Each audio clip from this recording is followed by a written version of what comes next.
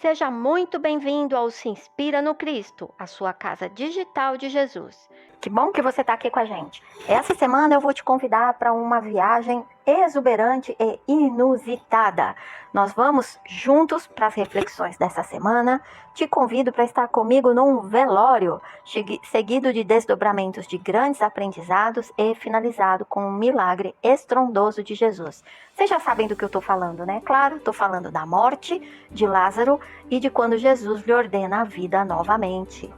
Então, para o nosso episódio de hoje, nossa leitura e nossa reflexão, a gente toma, sob o olhar de João, o capítulo 11 inteiro. Então, a gente já sabe que Lázaro estava enfermo e morava em Betânia, e também que ele era irmão de Maria e de Marta. Marta, que numa outra passagem lindíssima da Bíblia, lava os pés de Jesus e seca os seus pés com os seus cabelos, porque em Jesus tinha profunda afeição. A gente sabe que Jesus tinha um afeto enorme, ele tinha um jeito todo dele, todo delicado, inteligente e estratégico de trazer as mulheres para dentro do cenário. Então vamos lá. Marta e Maria, sabendo que o irmão estava muito enfermo, pedem que os seus amigos vão atrás de Jesus para trazê-lo até Lázaro, porque eles sabiam do que Jesus era capaz. Então, claro, até eu ou você, se tivéssemos essa facilidade, né, esse contato com alguém capaz de curar, com alguém capaz de tirar os maiores males do nosso corpo, é claro que a gente lançaria a mão disso. E elas não se fizeram de rogadas e pediram aos seus amigos que fossem atrás de Jesus, solicitando sua presença, pois Lázaro estava mal. Então, vamos à leitura do capítulo 11, o versículo 3. Mandaram-lhe, pois, suas irmãs dizer: Senhor, eis que está enfermo aquele que tu amas. E Jesus, ouvindo isto, disse: Esta enfermidade não é para a morte, mas para a glória de Deus, para que o Filho de Deus seja glorificado por ela. Ora, Jesus amava a Marta e a sua irmã e a Lázaro. Ouvindo, pois, que estava enfermo, ficou ainda 2 dias no lugar onde estava. Como a gente contou a historinha, as pessoas foram atrás de Jesus, sob o comando de suas irmãs, para chamá-lo. E aí, a gente se espanta, ouvindo, pois, Jesus, que estava enfermo, ficou ainda 2 dias no lugar onde estava. O que será que essa ação de Jesus tem a dizer sobre sua maneira de proceder diante das emergências, das urgências daqueles que se voltam para ele? O que dizer disso? Será que para Jesus as nossas afobações e nossas urgências são também as afobações e as urgências dele? É claro que aqui a gente não diminui as angústias de nenhuma das irmãs, de nenhum dos amigos, das pessoas que amavam Lázaro, porque a gente bem sabe qual é a angústia, né, que nos cerca quando alguns dos nossos ou algum de nós está enfermo, está precisando de cuidados. Mas quando a gente vai para além de tudo isso que a gente vê, que outras reflexões a gente tira? Se para Jesus em nenhum momento ele mostra afobação, angústia, ansiedade, urgência, o que mais ele está nos ensinando com esse comportamento? Esse comportamento de serenidade, de parece enxergar muito além daquilo que nós vemos. Será que ele está nos dizendo que todas as coisas cumprem um propósito na nossa vida e, por consequência, um propósito na obra de Deus? Quando ele nos ensina sobre a paciência, será que quando ele nos exemplifica, né? Porque ele nos ensina através disso, através da exemplificação. Será que ele está nos mostrando, nos ensinando sobre isso? A certeza de que existem coisas ali na frente que nós desconhecemos? Existem coisas ali na frente que nós não fazemos ideia do que seja, mas ele sabe? E aquilo que a gente enxerga, né? Porque hoje, se você manda chamar um amigo seu, eu tô precisando de uma ajuda aqui, porque tá me acontecendo isso e aquilo, e o teu amigo vem 2 dias depois, a gente já sabe o rebuliço que a gente ia arrumar, não é? Capaz até de romper relações. Mas Jesus, ele se afasta da urgência. Reparem que em todas as passagens, ele se afastava das urgências que lhe eram apresentadas. Ele não entrava nessa angústia, nessa aceleração das pessoas.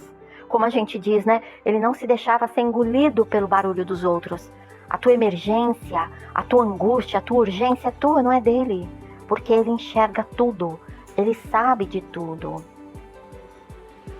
E quando ele nos deixa esperneando dentro dessas urgências, essas angústias, essas alucinações que nós arrumamos por conta própria, quando ele nos deixa soltos dentro desse movimento, o que será que ele está nos ensinando sobre paciência, sobre perseverança, sobre ação ou sobre quietude?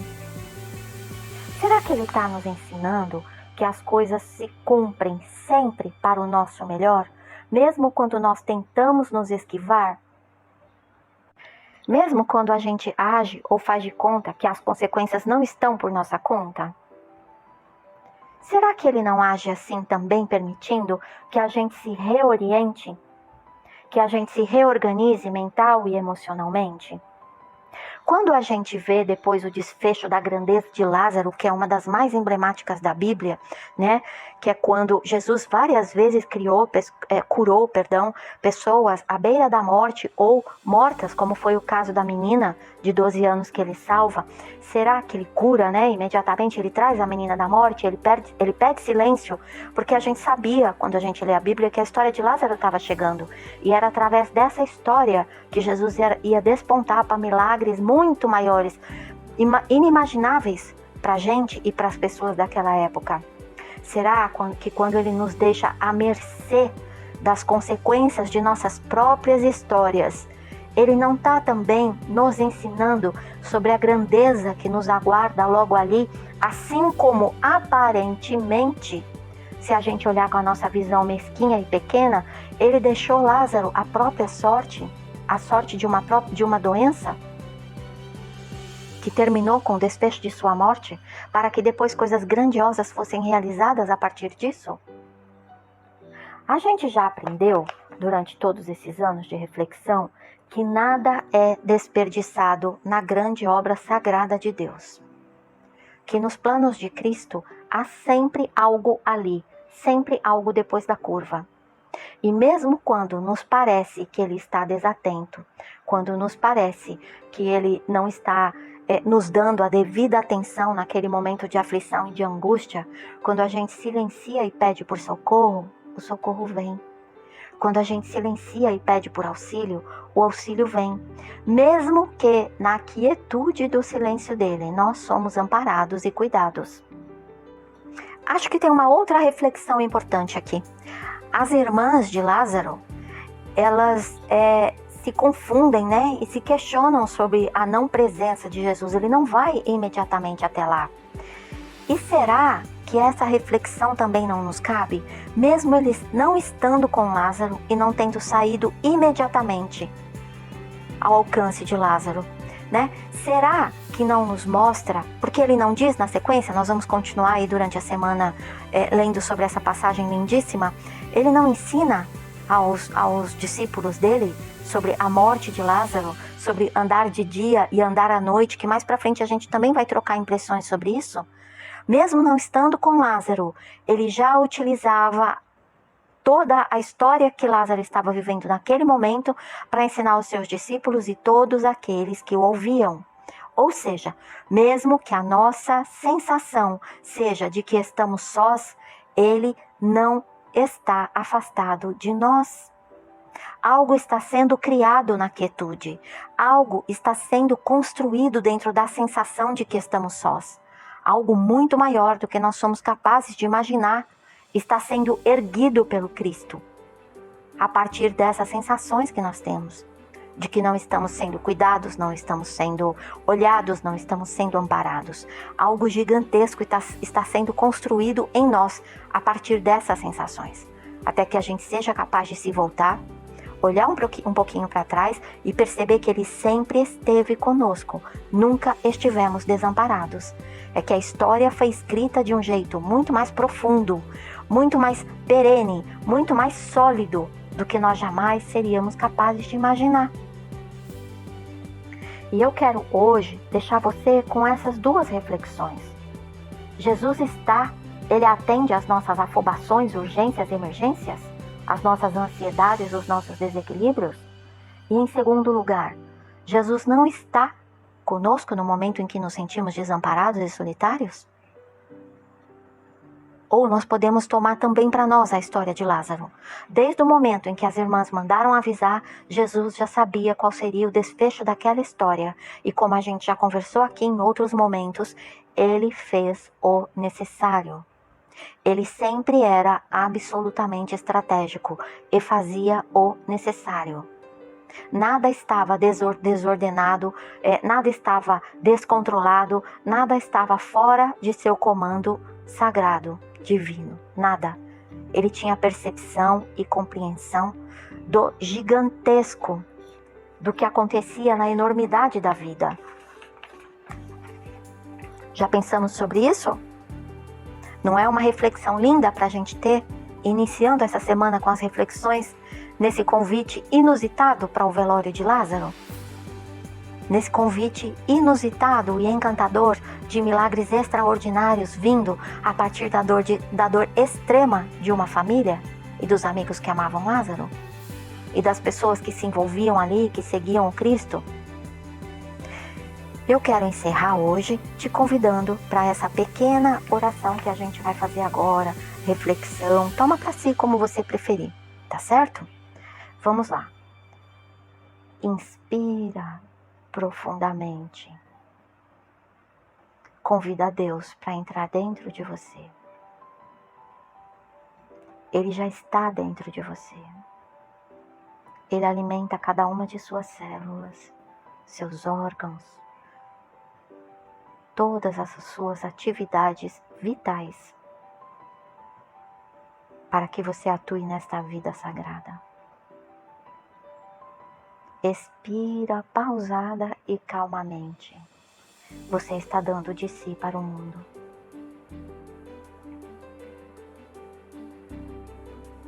Nesse instante, nós nos apresentamos a Jesus. No nosso melhor esforço. E na consciência daquilo que ainda necessita ser lapidado em nós. Desejamos nesse instante aquietarmos a nossa mente, nos conectarmos à fé que temos ou à fé que estamos buscando em Jesus.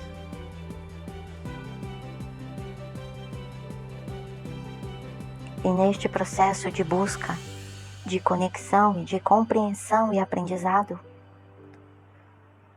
nós pedimos, Jesus, que a afobação, as urgências, as emergências, não nos ceguem diante da tua grandeza e das tuas ações em nossa vida.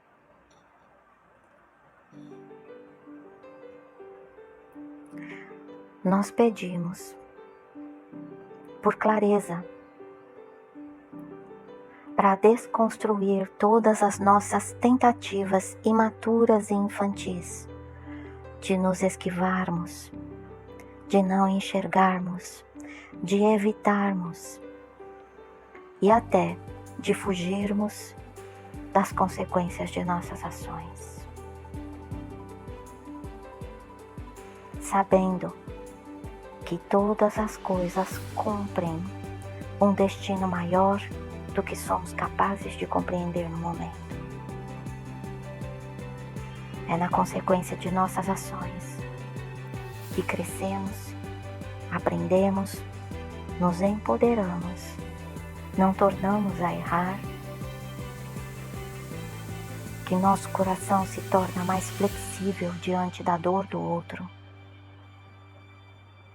que nos tornamos mais amorosos e amistosos, porque a colheita das consequências é árdua, mas nos engrandece, nos enobrece e nos aproxima de Ti, Senhor amado.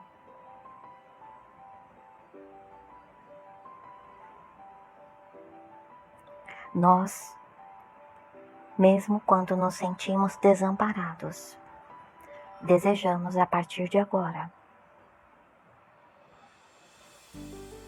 construirmos em nós, cultivarmos em nós a consciência de que o Senhor também está conosco nos silêncios da vida, nas solidões, nas sensações de desamparo. E que tudo isso é mera ferramenta para que, voltando para dentro, sejamos capazes de encontrar a nossa força sagrada. A força que o Senhor tanto nos inspira. Seguimos para nosso descanso, gratos pelas oportunidades benditas de aprendizado sempre. Que fique conosco a lição aprendida nestes pequenos exemplos do início da construção da história de Lázaro. Que o Senhor sempre sabe o que está fazendo e que nossa vida seja nada menos que o cumprimento de tuas obras em nós.